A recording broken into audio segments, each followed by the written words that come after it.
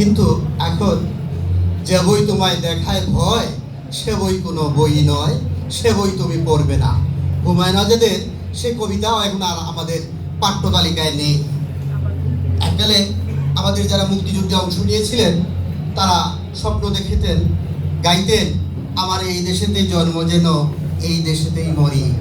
আর আনিসুজ্জামান লিখে গেছেন, এখন আমাদের স্বপ্ন হচ্ছে এই দেশেতেই জন্ম যেন ওই দেশেতেই মরি। এমন এক বাস্তবতায় বই পড়ার প্রয়োজনীয়তা বা বই কিভাবে পাঠক বাড়ানো যায় সে বিষয়ে প্রথমেই যদি আমাদের স্মরণ করতে হয়, প্রমথ চৌধুরী বলেছিলেন, বই যখন সাহিত্য যখন স্কুলে চলে আসে তখন লেখক এবং পাঠকের মাঝখানে শিক্ষক দণ্ডায়মান হয়, আর তখন সাহিত্য জীবিত থাকে না, শিক্ষক সাহিত্যকে ব্যবচ্ছেদ করে। আমাদের এমন একটি পরিবেশ তৈরি করতে হবে যেখানে লেখক এবং পাঠকের সন্নিবেশ ঘটে। আমরা জানি এখন প্রকাশনা শিল্পে এককালে লেখকরা টাকা পেতেন, এখন লেখকরা টাকা দিয়ে বই ছাপান। সে জায়গায় যদি আমরা পাঠককে সংশ্লিষ্ট করতে পারি, পাঠকও যদি বই পড়ে টাকা পায় বা সেই ব্যবস্থা হয় বা উপহার পায়, সে বিষয়ে আমরা সংযুক্ত করতে পারি।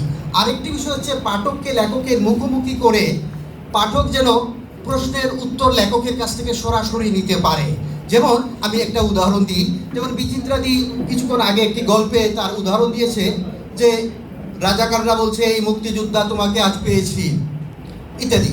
এখন যদি পাঠক সরাসরি প্রশ্ন করতে পারে লেখককে যে রাজাকাররা কি মুক্তিযোদ্ধাকে মুক্তিযোদ্ধা বলতো নাকি মুক্তি বলতো?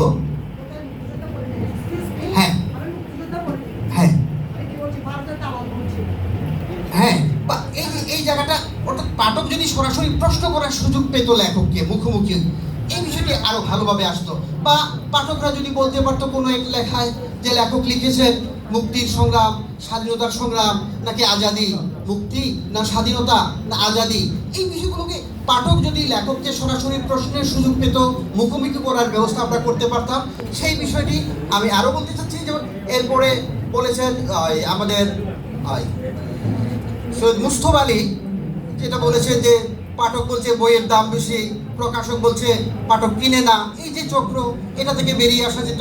সর্বশেষে আমি বলবো আব্দুল্লাহ আবু সাঈদ যে কাজটি করছেন, বই পড়া প্রতিযোগিতা, নির্দিষ্ট বই দিয়ে আমরা পাঠককে যদি এই বিষয়ে সংশ্লিষ্ট করতে পারি, আমি মনে করি বইয়ের পাঠক সংখ্যা আমরা বাড়াতে পারবো।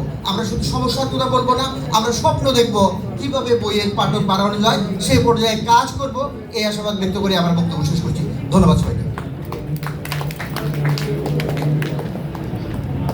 অসংখ্য অসংখ্য ধন্যবাদ। আসলে প্রত্যেকেই এত যুক্তি দিয়ে কথা বলছেন যে কোনো যুক্তিকেই কিন্তু অগ্রাহ্য করা যায়।